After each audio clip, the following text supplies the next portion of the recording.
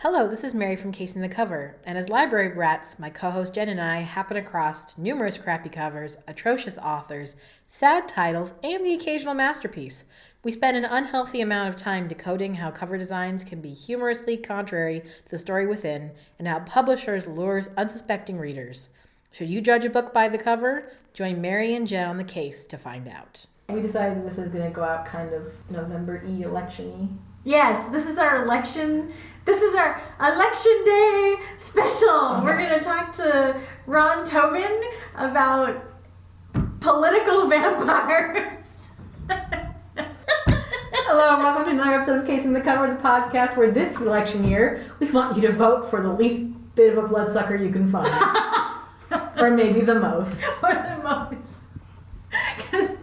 Yes. That's as political as we get. This is as political as we're going to get. This is our big... we're going to have a big 2 on the politics of things because, there's 2 parties, something, I don't know. Wow, we're reaching here. We're reaching here. But yes, so I want to talk, we are going to interview Ron Tobin, who writes very political books about Washington D.C.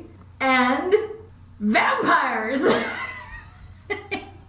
And I'm laughing because bloodsuckers. Which party are the vampires in? All of them. Oh, all of them. Like it's not like the Republicans are vampires and the Democrats are werewolves kind of a thing. No. That's a little disappointing. There's 3 different factions of vampire in his world. Oh, warring factions of vampires. Actually, I think there's more than 3. There's 3 so far that I've encountered in the reading of his books. Maybe I'll put it that way. And now, okay, I'm imagining Bernie Sanders with a pair of those plastic Halloween things in, asking me for money. That's what it is. It's a little backstory on Ron. We'll talk to Ron, but I'm gonna segue a little bit. He writes a lot of political stuff. He's very politically minded. He's also brilliant in my mind when it comes to politics stuff. And this is not just nepotism again. We don't know what that word means, Jen. And it certainly doesn't exist in politics. So I don't know why you're bringing it up. Right. There's no blood-sucking in politics. There's no nepotism in politics. No, the same family doesn't rule the world. I don't know what you're talking about. Right, for centuries. No. No, Jen.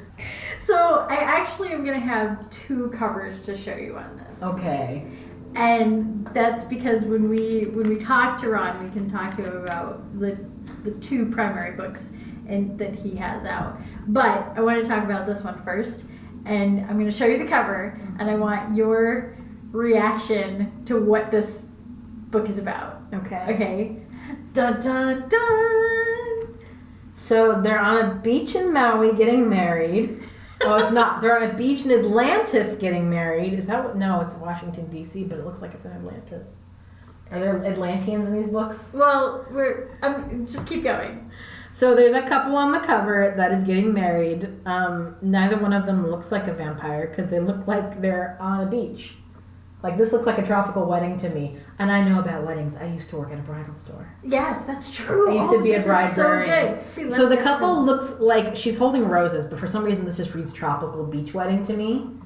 The kind of dress she's wearing. It is. It's a strapless But the background looks like it has buildings in it. But one building looks like it's supposed to be the White House, but it's on a mountain. The other building looks like it's a palace out of one of the Disneyland parks. But it's got this blue sheen over it, so it looks like it's maybe Atlantis. So based on the fact that these are political vampires, I'm guessing that this guy is some sort of political vampire marrying the woman from another political vampire family at their destination wedding in Atlantis. How right am I? Does this look like a political vampire book? No, it doesn't. What does it look like? It looks like a romance novel. I know. It looks, except Deaths of Blood, it looks like a scary romance novel. Or a mafia romance novel. Yes. Yeah. It could totally be a mafia romance novel. Okay. It does not look like vampires, because there are vampire romance, but it doesn't look like vampire romance. It looks like, so they look like they're on a beach. Vampires don't go to beaches. Right? Yeah, it looks very daylighty. There's a lot of so there's another I think that's the Washington Oh, I didn't Monument even see that. down there in the corner. Wow. There's just so much going on this cover. He did not make this cover, correct? No, he did not Okay. make this cover. So the blue sheen that exists over both Cinderella's castle and the White House does not exist over the Washington Monument. So I did not see it. It kind of just looks like it's growing out of her shoulder. Oh, it does. It does a little It bit. does a little bit. And they're just so bright. It's really bright. It doesn't look like a vampire bright. novel. I know, it doesn't look like a vampire novel. Like, I think part of it too is Debts is such a block lettering. Mm-hmm. If it was all in this kind of blood script, stabby. The blood looking- script looks more vampire. The Debts does look more mafia. Yeah. Which could be political because there's a connotation of the mafia being involved. And if it's mafia political vampires, the font is not the thing that bothers me. I know you're a font person. I am a font person. So maybe it bothers you, but that's not what bothers me. It's that this bride is getting a tan. Yeah. And she's the vampire, by the way. Of course she is. He's not. Yeah. He looks more like a vampire than she does. I know, but he's okay. So I don't want to give too much away because again, read these books because nepotism. So by this cover, you're not convinced me to buy this book as a vampire novel. Not at It all. doesn't look like a vampire novel. So I'm going to talk a little bit about this one, and then I'm going to just briefly show you the other one. This is book 2 in his Okay. vampire series. And so that's an important thing to know. It kind of ties together some of the stuff that happened in the first one. It's really like, it's a lot of intrigue. The vampire stuff is almost a sidebar to this. Okay. Which for me is cool. So is it more political than vampire-y? Yes, it's way more political and intrigue and like the family drama too of things because so and so is trying to hook up with so and so and there's like a little love triangle happening over here but then they're also vampires and so they've been putting up with this shit for thousands of years. And yes, Atlantis does come involved. Ah, yeah. I got one right. You got one right. So there's a whole lot of Atlantis. So Is that why everything's blue? yes, I think there's a lot. See, it says, the murderous Van Arpel, having visions of a previous life as an elder vampire in the fabled Atlantis, Victor Trent is settling back into the world of the Plaz Seschni, and I hope that Ron forgives me for totally bastardizing that, but maybe he will say it right so that I will say it right. It's one of those things where it's like, how would you pronounce that? Oh God, you're asking me to pronounce things. Yeah, You're funny. I know, it's like, and I don't want to, but I'm one of those readers that I will read something and in my head I read it like however I want to because I'm like, I don't know if you're gonna make sense of this word. So now it's Sashi or whatever. Yeah, I just skip over the words I can't pronounce when I read books. Right? So when it's like a weird word like that, and if the author will tell me like, oh, it's this, oh, good, and then I'll be like, crap, I can't remember what they said it was, and I feel like I need to record them saying it. You are more versed in language than I am in languages other than English, which I can barely speak as it is. Went to 4 years of college to get an English degree, can barely speak the language kind of a thing. You make it sound like I'm some kind of linguistic No, student. but you've studied French and you have more knowledge of other languages I can't pronounce for shit. I know a whole bunch of Unless it's a bad word and then I can say it real well. little words and different, like, Seb is apple in Hindi. See? Like, anyway, totally irrelevant. I don't even know why that came out of my mouth. But, so, this is like, the Debts of Blood thing, to me, doesn't really have a major role in this. There's 2 blood debts. One, the Victor, the main guy, he gets involved with a blood debt with one of the other vampires. Like, she owes him. And then there's another vampire that owes somebody else a blood Victor a debt. vampire person? No. Well, okay. So Victor was a vampire in a past life. I hope that's not too spoilery. Oh God, okay. Okay. Like Atlantis vampire. Okay. He was like Atlantis vampire. And then he was killed. And then, so yeah. He comes back as a people. And then, like, he might become a vampire again. He comes back as a people. He's a people now. He's a human. I don't know. How do you want me to put this? Apparently, Jen also has not mastered the use of the English language. He came back as a people. Please continue. See, you set me up for that. You're like, Jen has all this linguistic background and the people. Setup. I'm just picking on you. I know, that's... Because it's getting late and you're making me record multiple episodes. They don't know that. Okay, what did get me with this is, in a way, the romancy novel cover. Now, keep in mind, I read the first book of this series. Mm-hmm. And then I read this one and I was like, whoa, damn, Ron, got a little heated in here. Like, there's some sexy Okay. in this. So the romancy cover isn't necessarily misleading in that there is sort of a romance in the story. Yeah. That's just not the main thing about the book. Right. But again, I'm going to show you. See, It looks like the elements of this cover are just not mixed correctly to convey what it is. Right. It just doesn't quite... There it is. Okay, so now I'm going to show you the other cover. And I'm going to ask you if this absolutely screams political vampires in Washington, D.C. Yes. Yes. Absolutely. I look at this cover and it's spooky. There's like this full moon in the top. Well, it at least conveys supernatural in Washington, D.C. Moons are hard because moons convey werewolf. That's true. And so it's got this kind of dark gray smoky cover. The Washington Monument looks like a stake, which makes it more vampire-y, and there's a moon. The moon could be a little werewolfy. Right, but it's like this, and it's just so, and it's so like... The font is also more... Very streamlined. Yes. It's in a suit. Yes. This is in a suit. And it's classier. It's very, like, this is politics. Mm-hmm. It's dark. It kind of looks like the covers of that show with the rapist in it. What's that called? That's a lead-in. It's not Twilight. No, it's the one with what's his Netflix show. He's like the president, but then they fired him because he's a bad guy. Oh, House of Cards. House of Cards. This is like verbal charades. You got there. You know what I'm talking about. I know what you're talking about. Yes. It looks kind of like a House of Cards cover because it doesn't have a person on it. Right. But it looks more like that. Lone Survivor kind of has this kind of a cover too. And Veep even kind of does similar kind of streamline, except it's quirky because Veep is funny. Yeah, and that's a little brighter. It does look like the cover of like a political TV show, like a poster would look like. Yeah. So like I see this one, and I remember reading this one and knowing there was not really a lot of sex in that. And we'll talk to Ron. There's a reason for that. He got a little more freedom in the second book. So it's not very sexy in this one. That I remember. So maybe there was, but it wasn't as like, whoa, there's sex.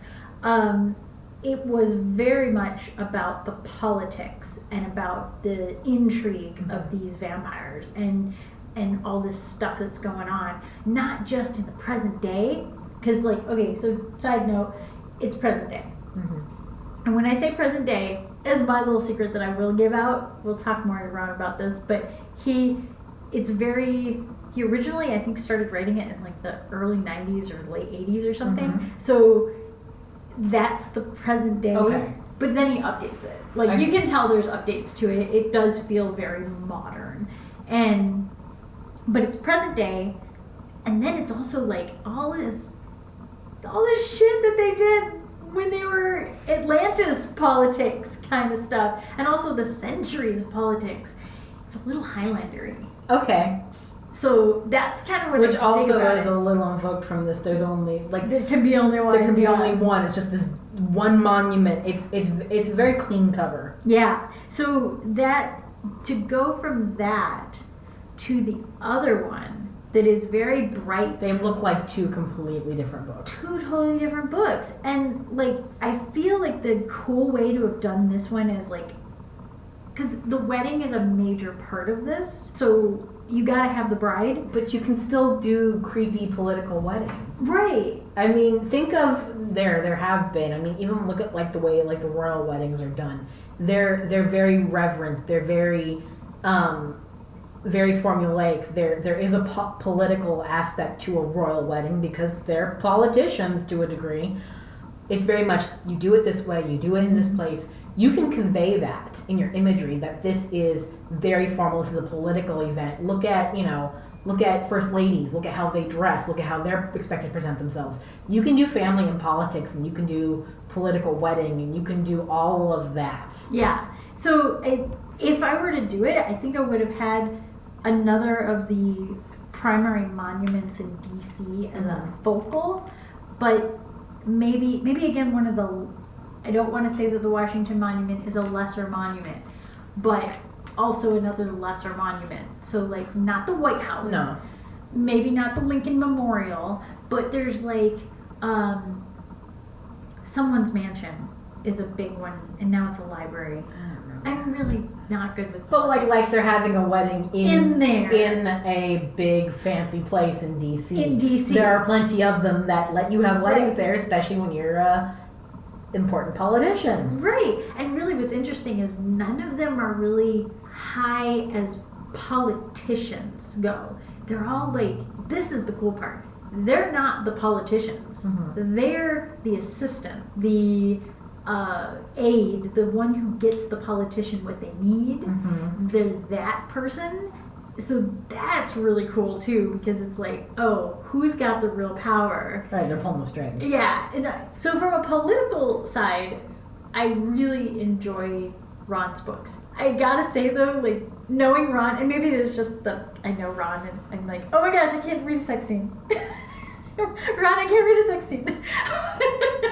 no, I can't. It's like reading a sex scene written by my brother or my dad or my uncle or something.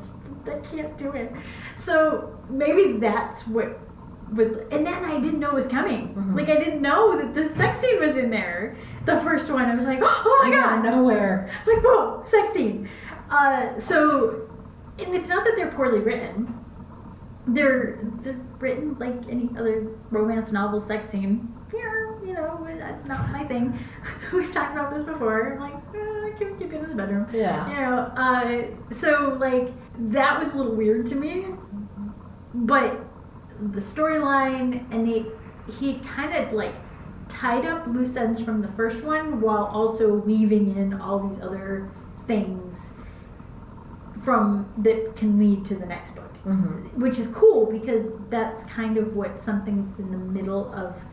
There's clearly like there's going to be multiples to the series. Has he only written 2 so far, or is there a 3rd one I think already? you know I don't know. We have to ask him if the 3rd one's out. Is it? Are you on his? Oh Amazon? yeah, I should check and see like on his Amazon. So let me ask you another question. If you know this, does he self-publish, or does he go through a publisher? He goes through kind of a publisher. Like there's a lot of services that he uses. I think this one was published. Let me see. This one. You was said he had more published- freedom with the second book. Was there? He went through somebody else for the second time Yes, around. he went through another publisher for the second one. This one was by Tate Publishing, and Okay. I think Tate Publishing kind of leans more. I don't want to say Christian, but they're like a little more. Like they're super PG. Okay. And they keep all their books very PG. I don't know the whole story with them. And this is from 2012, so this is an older book. So he had a lot of time between this one and the other one. Let me just see if I can find out if he's got anything else. So I'm curious to see if there's a 3rd out, what that cover looks like. Right. I don't see a 3rd one. Okay. I know he's been talking about a 3rd one, so it could be coming soon. We'll talk to him about that. Yeah. That'll be a good thing to talk to him about because I think that that's gonna definitely come up in conversation is that he's working on another one. He also has like a really short like novella about some of the sidebar characters in this. So what I do like about this is that he so seamlessly weaves the political world around, by the way, there's vampires, you know? And it's kind of like, you ever read or seen The Kindred? No. Okay, so in The Kindred, there's like these 4 different factions, maybe more than that. I don't know, it's been a really long time. And that's how he's got it. There's these factions. So the ruby one, and then there's emerald and sapphire, and I think there's amethyst. So they're all gemstone based vampires. And that's their club, and they wear like a big ring or a big necklace or whatever that has the stone that represents their clan, if you will. And throughout the centuries, they like also reincarnate, and they can find each other by reincarnating, which is also like a neat sort of twist on the vampire thing. Yeah, you killed the vampire, but their soul is gonna come back. And then they might choose to be a vampire again. So yeah, right? It's like, I think that's kind of cool. Old wounds run deep kind of a thing. Yeah. It's like all these karmic ties, which like the politics thing and also the metaphysical world. Ron kind of runs in both. Kind of plays in both places, and really how like he and I connected, but anyway, we'll talk about that when we're talking. So it's interesting though to see like those two things kind of come together in a book where you're expecting the politics.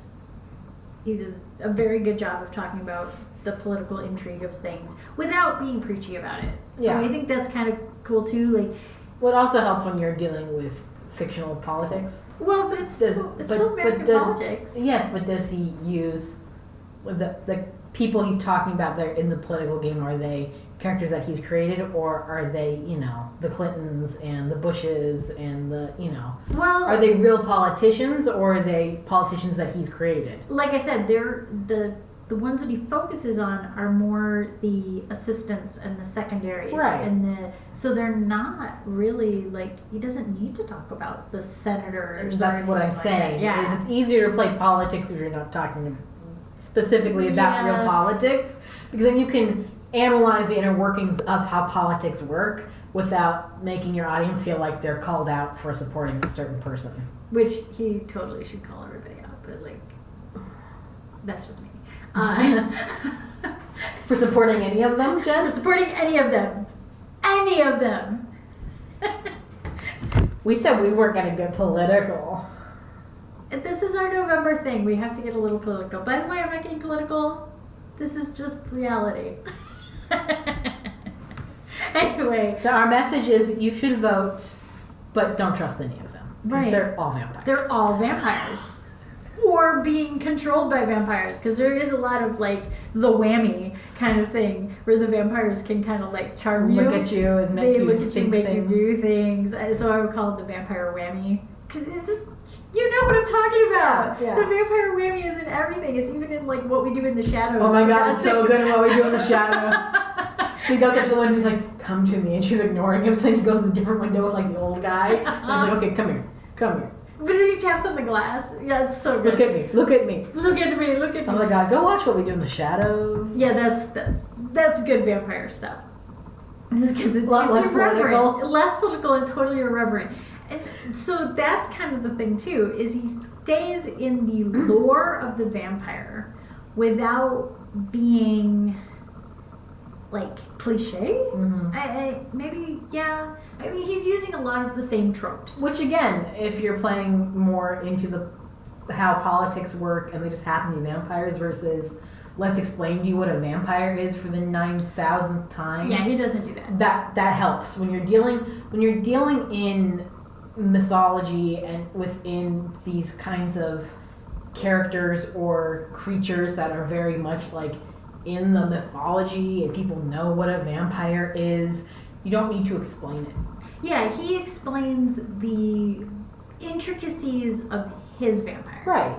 So, like, his vampires can die, but when they die, they're not soulless vampires. So, like, a lot of mythology, the vampire is soulless. They die, they're done. They melt or they turn to ashes or whatever, and they shriek and explode. I don't know. But yeah, vampire.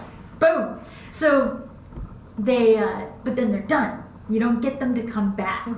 They don't even talk about, oh, well, their soul will be reborn or whatever. But he talks about how they do get reborn and how they were like hugely influential in Atlantis. So then it's like, oh, they're really not bad guys. Like we think of vampires a lot of times as very animalistic. They're more like they're just been around a long time, but they're very human, and a lot of their quirks are very human too. So there's that kind of thing. So he explains that.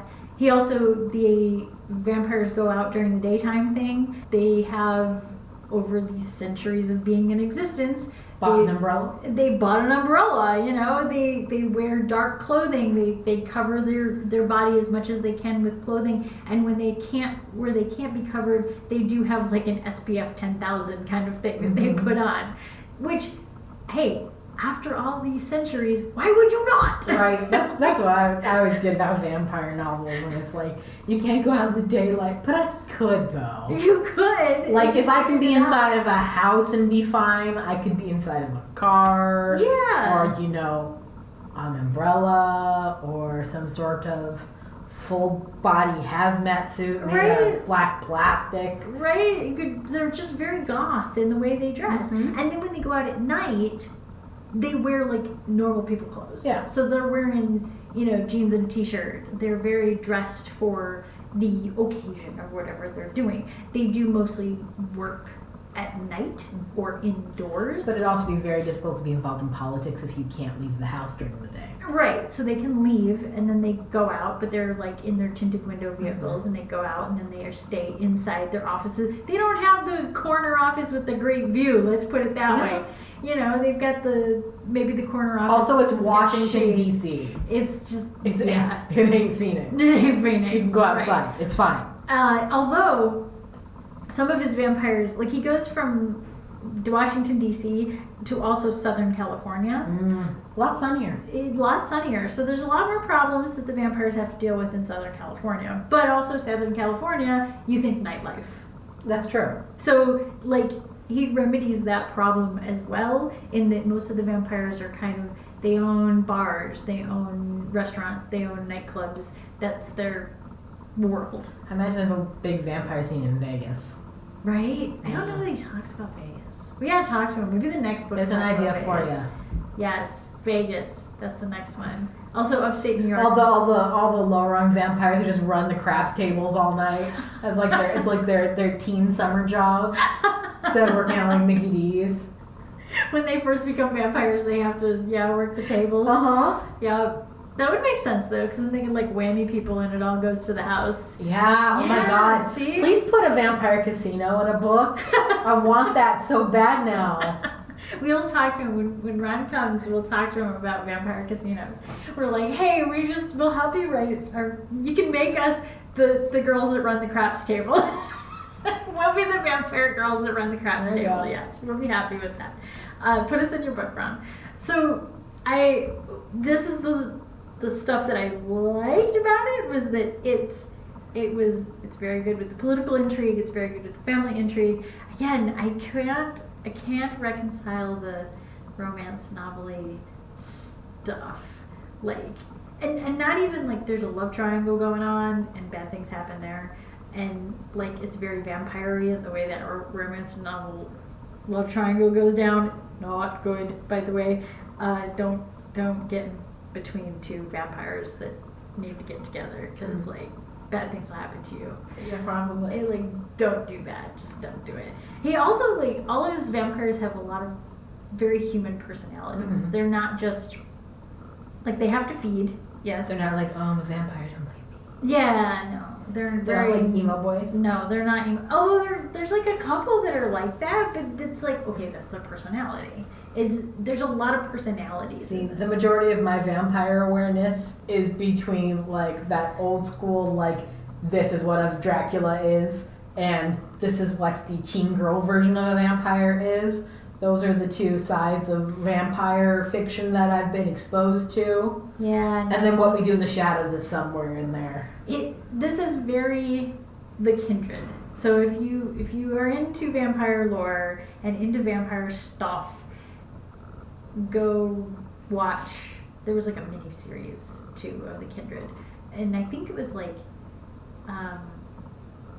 Vampire the Masquerade was the game that it's based off of. So and there's clans and there's stuff like that. This is more like that. Mm. These are more like the Kindred, the Vampire the Masquerade sort of vampires. You've got your different clans, you've got your different types, and then like you have your vampires that are involved in politics. Mm. All right, so where was I going with this? Help me, Mary! I don't know. Where was I going? with this? You were comparing kinds of vampires. Yes, I was comparing kinds of vampires, but I feel like I'm getting very Squeaky background noise disrupted your thought process. It did. So, okay, based on the cover, would you read, which one of those would you read? I'd read the first one. I would not read that second book. Really? Based exclusively on the cover, if that wasn't like, this is the next book in the series, I need to go get it, I would not pick that up. Yeah. Unless I was doing it for this podcast and it was like here, read this, because you have to. Right. Because that does not look like what it is. I don't know. Like, we'll have to We'll ask have him. to ask him, Right. but the difference between that first cover and that second cover is just it's such a difference that something had to happen between those two covers that made an impact on how that second cover got done. Right? Yeah, I'm not sure what caused that. But that first one, it does. It's exactly what it... And it's not even here. Bring that second cover up one more time for Okay. me. Because that first one, it's not just the imagery on it. The imagery on it very much invokes that it's politics, it's Washington D.C., this is the world we're in. But then it's also dark enough to go, but there's an underbelly, and there's creepy, that cover feels like it embodies what these are. That second cover, even the palette is just too bright. When you compare this to that first cover and how dark it was, and kind of how this is about that underworld, this is about the other things going on, this does not say Washington D.C. to me. I know there's a building back here somewhere that's supposed to be Washington D.C., but also Sleeping Beauty's palace is there. So these buildings don't invoke their Washington. They don't invoke politics. And that bright blue Caribbean water thing over them, it makes it look too bright. It makes it look too beachy. You put a bride in white, tan skin, bouquet of pink and yellow roses, not even red. That's just the thing. Yeah. If this is a vampire book called Debts of Blood, the bride should be holding red roses. Right? Also, they're part of the Ruby clan. Yeah, bride should be holding red roses, not yellow and pink. You know what would have been really cool? Is if she had like, we're totally redoing your cover. Yeah, we should.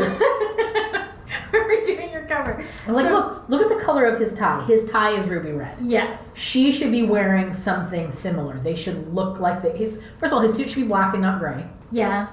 That ruby red tie is fine. She should have that same tone and now I'm styling the bride.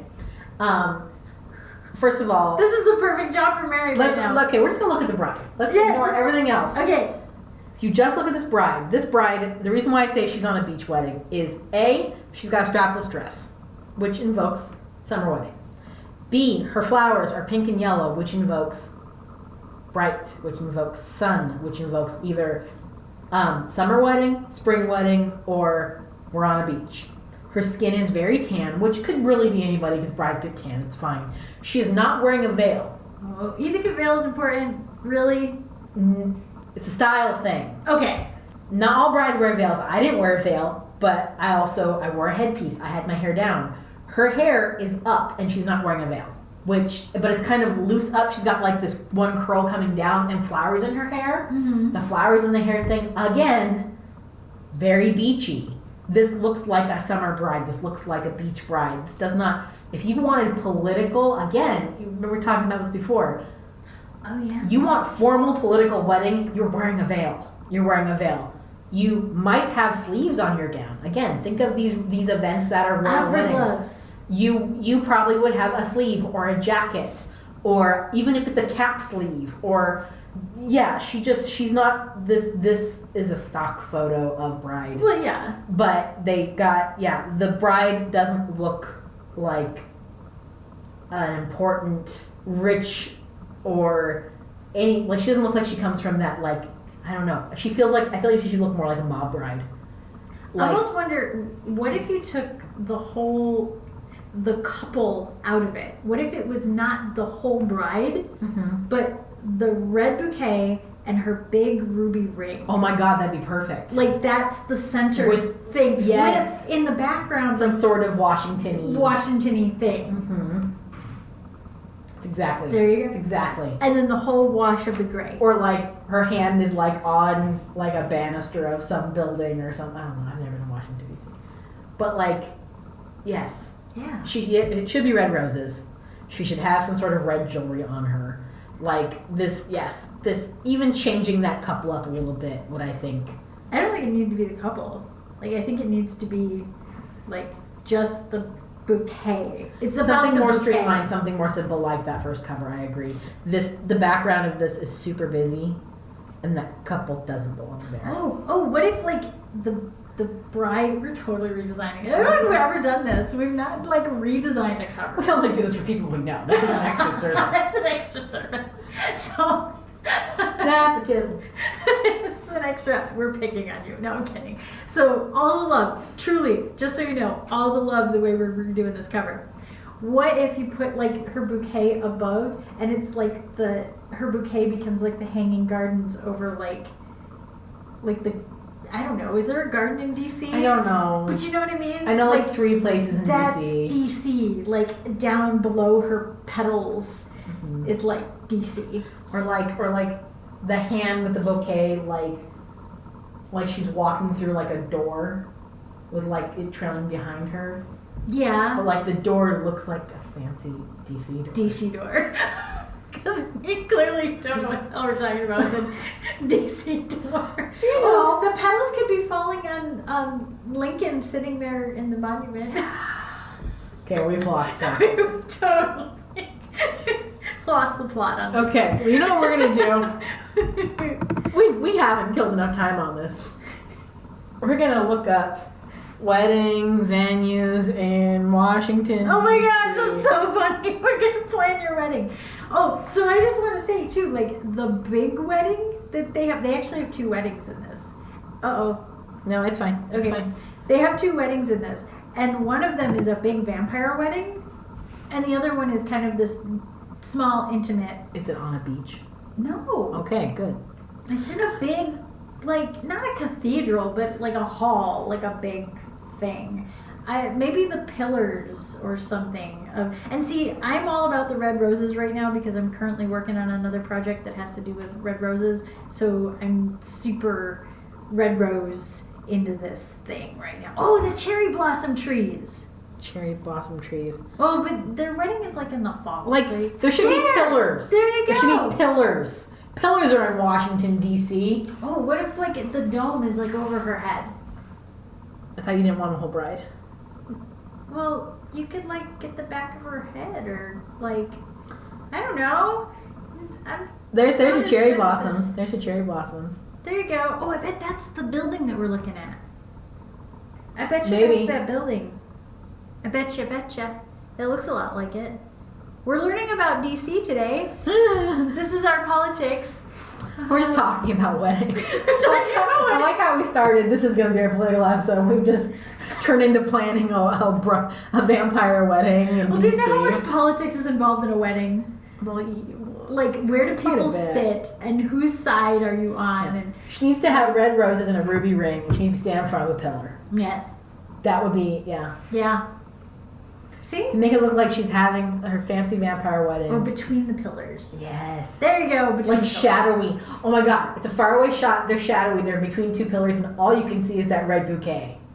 That's like the only color on the cover. Ooh, I like that. Red, Yes, red. red rum, or something. That's a blood. Okay, and I think they could go back to the font on the first one.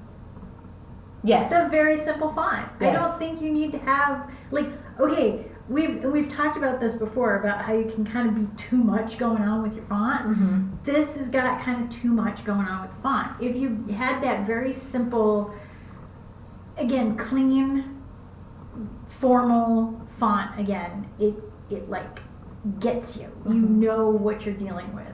You know you're dealing with intrigue, vampires, but they is cool vampires. Yes. They is cool.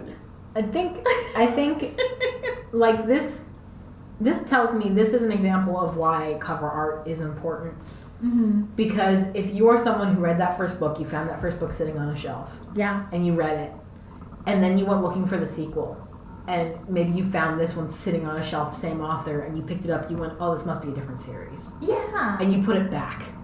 It does not look like the same series. It looks like a different story. It looks like, this looks like a book about a couple who gets married and one of them gets murdered on their honeymoon. Oh, yeah. That's what this looks like. It does. And then there's a detective in it, probably.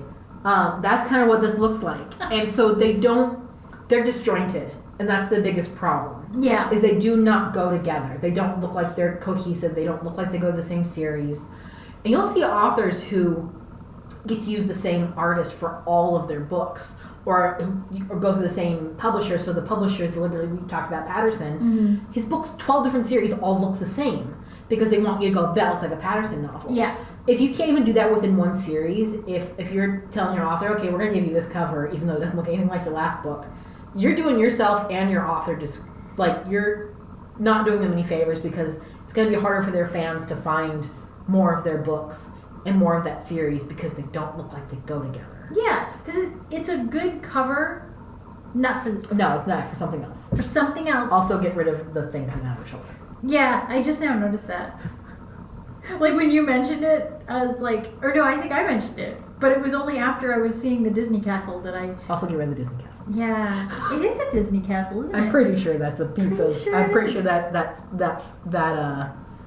There's a whole clip lot art of, is a picture of a Disney castle. serious looking at this thing. Yeah, Mhm. that's totally like. Maybe it's because like he's from Southern California. I think I see Mickey Mouse right there. Maybe it's because he's from Southern California.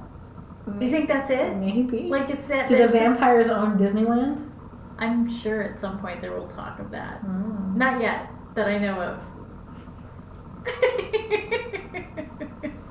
Is that another low-level vampire job? You get to be one of the masked characters at Disney, so you don't get any sunlight. That's You're in the big true. Mickey Mouse costume all day.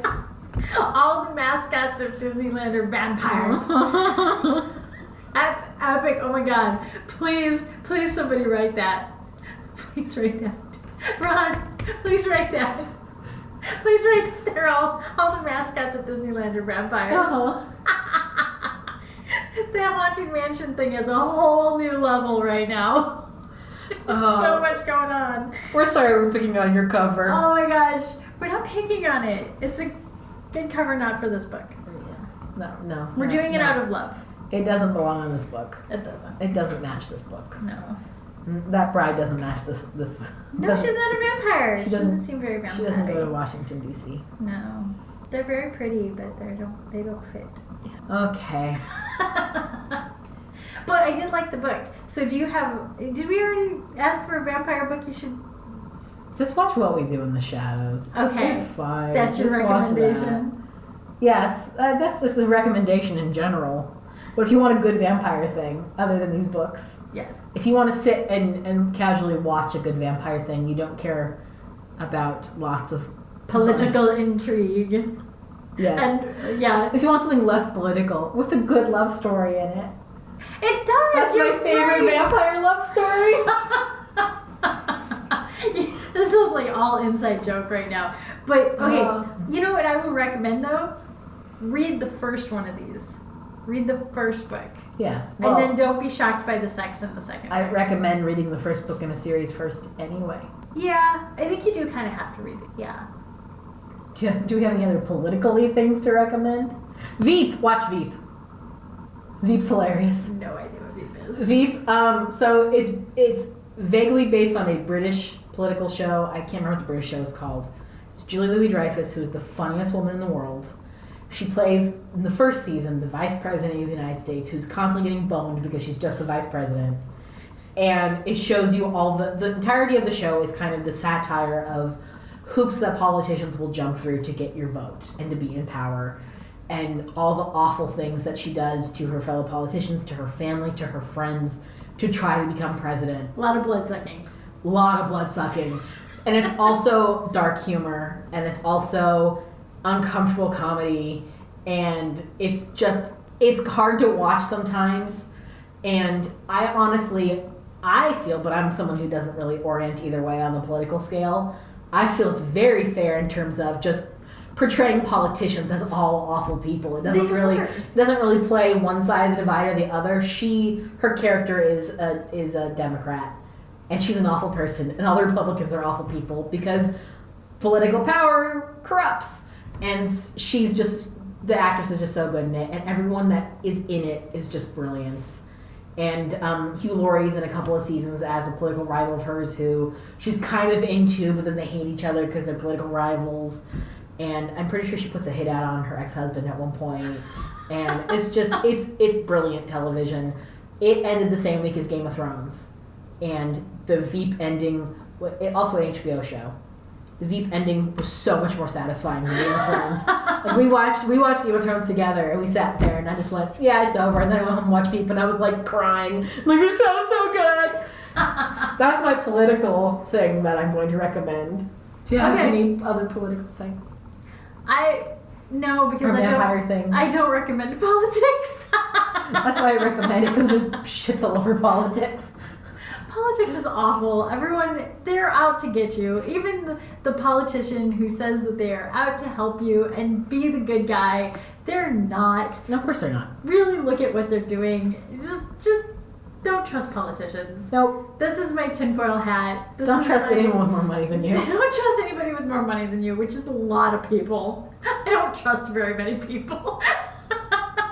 That sounds really bad. That's why we're friends. Oh my gosh. This is really bad. We're just two broke assholes. That's great. That's we're gonna rename the podcast. Of your spin-off podcast, us bitching about rich people. Two broke assholes. It's our new podcast. Find us on Spotify. And anywhere else that your podcast listening enjoyment can be found. Oh God. Oh my gosh. Happy November, everybody. Goodbye. Bye. Thank you so much for cracking another case with Mary and Jen. To learn more about Casing the Cover, follow us on Facebook and Twitter at Casing the Cover. To contact us or suggest a book, email casingthecoverpod@gmail.com. New episodes of Casing the Cover released the second and fourth Tuesday on YouTube, Apple Podcasts, Spotify, and Stitcher.